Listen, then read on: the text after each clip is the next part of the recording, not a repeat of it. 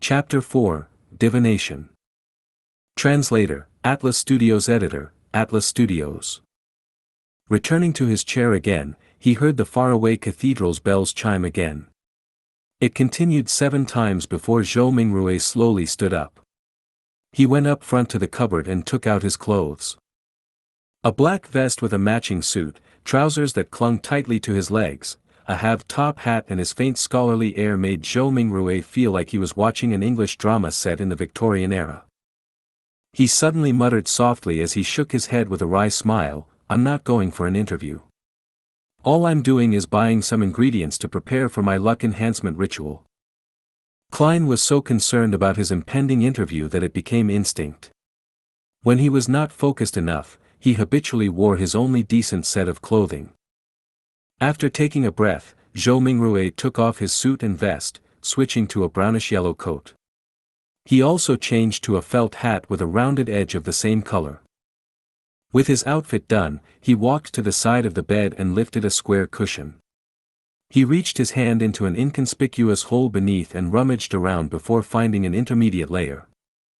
When he retracted his right hand, there was a roll of notes in his palm. There were about 8 notes with faded dark green colors. These were all the savings Benson had at the moment. It even included the living expenses for the next 3 days. 2 of them were 5 solely notes and the remaining were 1 solely notes. In the Lone Kingdom's currency system, solely was ranked second. It originated from ancient silver coins. 1 solely was equivalent to 12 copper pence.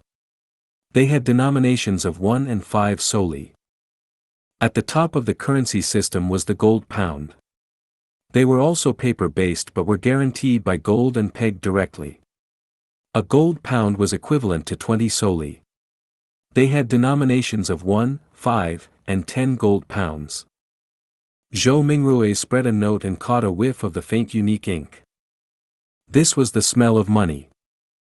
Perhaps a result of Klein's memory fragments or his constant desire for money, Zhou Mingrue felt like he had instantly fallen in love with these notes.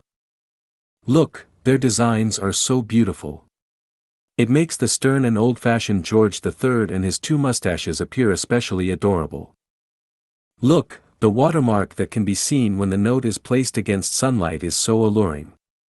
The exquisite design for the anti-counterfeit label makes it completely different from those fake fancy schlocks." Zhou Mingrue admired it for nearly a minute before pulling out 2 1 solely notes. He then rolled up the remaining notes and stuffed them back into the cushion's concealed layer. After arranging and flattening the cloth around the hole, Zhou Mingrue folded the 2 notes he had taken out neatly and placed them into the left pocket of his brownish-yellow jacket. He separated the notes from the few pence he had in his trouser pocket. With all of this done, he placed a key into his right pocket and brought a dark brownish paper bag along with him and quickly walked toward the door. His shuffling footsteps slowed down from a brisk pace until it eventually stopped. Zhou Mingrue stood by the door and was unsure when he had already begun to frown. Klein's suicide was fraught with peculiarities. Would he encounter any accidents if he were to leave just like that?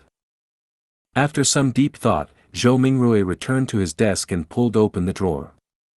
He then took out the shimmering brass revolver. This was the only defensive weapon he could think of, and it was the only weapon with sufficient power. Although he had never practicing shooting, just pulling such a revolver out would definitely daunt anyone. He caressed the revolver's cold metal before stuffing his revolver into the pocket where his notes were. He clasped the money in his palm as his fingers pressed onto the gun's handle. It was perfectly concealed. Feeling secure, he who knew a little of everything suddenly had a worry. Would I end up misfiring? Being deluged with such a thought, Zhou Mingrue quickly thought of a solution. He drew the revolver and released the cylinder. He then aligned the empty chamber, which was a result of the suicide, along the gun's hammer before closing it. This way, even if there was a misfire, he would discharge an empty round. After stuffing his revolver back into his pocket, Zhou Mingrue kept his left hand in there. He pressed down on his hat with his right hand and pulled open the door before leaving. The corridor during the day remained dim as limited sunlight shone in from the window situated at the end of the corridor. Zhou Mingrui quickly went down the stairs and left the apartment before taking in the brilliance and warmth of the sun. Although it was almost July, it was still considered the middle of summer. However, Tianjin was situated north of the Lone Kingdom, so it had unique climate characteristics. The highest annual temperature was not even 30 degrees Celsius on Earth, with even cooler mornings. However, the streets were awash with filthy water and strewn junk. From Klein's memories, this was not a rare sight in low-income communities, even if there were sewers. After all, there were just too many people and people needed to survive. Come and try our delicious roasted fish. Hot and fresh oyster soup. Drink a bowl in the morning and feel invigorated all day. Fresh fish from the port for just 5 pence apiece. Muffins and eel soup make the perfect combination. Conch. Conch. Conch. Vegetables freshly plucked from the farms outside the city. Cheap and fresh. The mobile hawkers who sold vegetables, fruits, and hot food shouted along the streets as they beckoned the rushing pedestrians. Some of them would stop and carefully compare before purchasing. Others would impatiently wave their hands as they had yet to find work for the day. Zhou Mingrui took in a whiff of the air that mixed both noxious and fragrant aromas. As he clenched the revolver tightly in his left hand, he held the notes tight. He pressed down on his hat with his right hand while passing through the busy street, slouching a little. There was bound to be thieves in populated areas.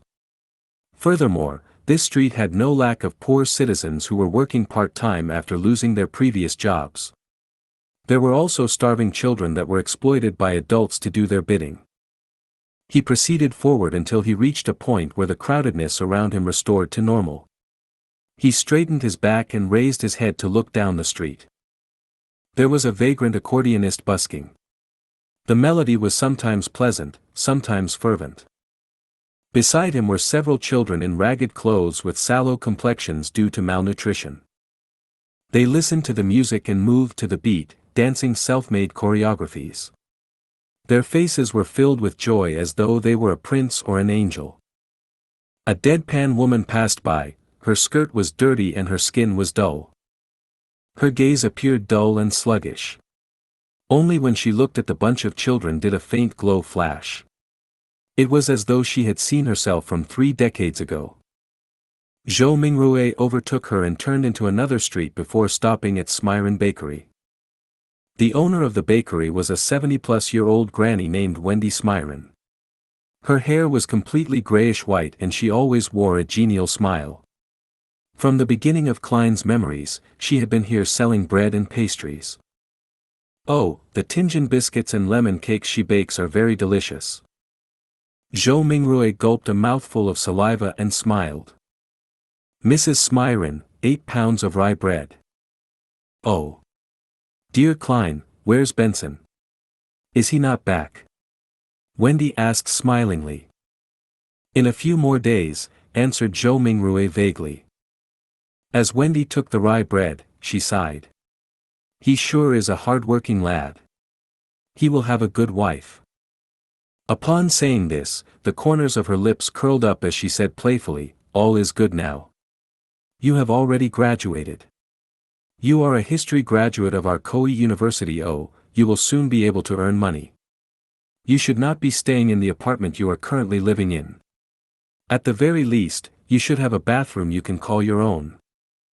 Mrs. Smyron, you seem to be a young and energetic woman today. All Zhou Mingrui could do was respond with a dry smile.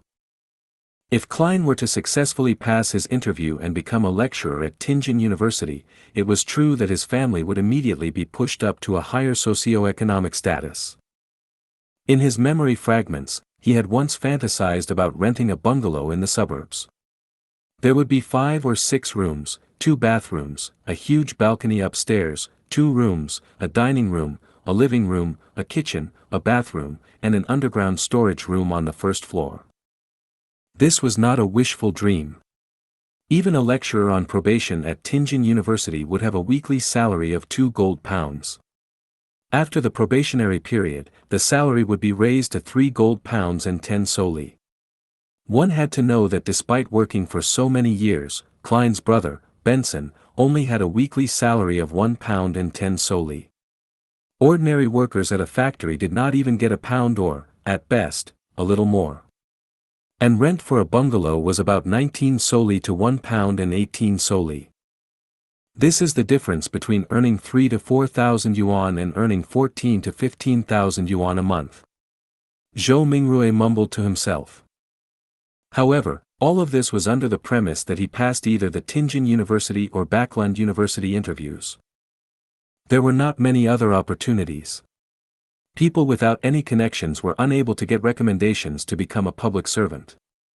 And those who studied history were more limited in job opportunities. There was not much demand for private consultants from the aristocrats, banks, or industrial magnates. Taking into account that the knowledge Klein grasped were fragmented and incomplete, Zhou Mingrui felt awkward and guilty towards Mrs. Smiron's expectations of him. "No, I have always been this young," answered Wendy humorously. As she spoke, she packed the 16 rye bread she had weighed into the brown paper bag that Zhou Mingrui had brought. She stretched out her right hand and said, 9 pence. Every rye bread weighed about half a pound as differences were inevitable. 9 pence. Wasn't it 11 pence 2 days ago? Zhou Mingrui asked subconsciously. It cost 15 pence the month before the previous month. You have to thank the people who protested on the streets for the repeal of the Grain Act, said Wendy as she shrugged. Zhou Mingrui nodded in vague acknowledgement. Klein's memories regarding this was incomplete. All he remembered was that the core tenet of the Grain Act was to protect the prices of domestic agriculture products. Once the prices rose to a certain level, grain imports from southern nations like Fenepotter, Mason, Lemberg were stopped. Why would people protest the act? Without saying much, Zhou Mingrui, afraid he would end up pulling out the revolver, carefully took out his notes and handed one of them over to Mrs. Smiron. He was given 3 copper pence in change. Stuffing them into his trouser pocket, he took the paper bag containing the bread and headed for the lettuce and meat market across the street. He was working hard for the mutton stewed with peas his sister had exhorted. There was a municipal square at the intersection of Iron Cross Street and Daffodil Street. Many tents were erected there, and clowns dressed in odd and funny attires were distributing flyers. "There's a circus performance tomorrow night." Zhou Mingrui glanced at the flyers in the hands of others as he read their contents under his breath. Melissa would definitely like it. However, how much is the entrance fee? With that thought, Zhou Mingrui went closer. Just as he was about to ask a clown with a red and yellow painted face, a hoarse woman's voice sounded from beside him. "Would you like to try a divination?" Zhou Mingrui subconsciously turned his head and saw a woman wearing a pointed hat and a long black dress standing in front of a short tent. Her face was smeared with red and yellow paint and her eyes were a profound grayish blue. "No," Zhou Mingrui shook his head in response. He did not have the spare cash for divination. The woman laughed and said, "My tarot divination is very accurate." Tarot. Zhou Mingrui was instantly dumbfounded. This pronunciation was almost identical to the tarot cards on Earth. And tarot cards from Earth were a set of cards used for divination. They just had graphics that represented different omens. Wait.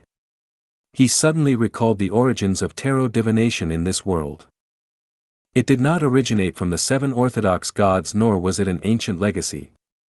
Instead, it was created by the Intis Republic's consul of that era, Rosel Gusta, more than 170 years ago. This Mr. Rosel invented the steam engine, improved the sailing boat, overthrew the Intis kingdom's imperial rule, and was recognized by the god of craftsmanship.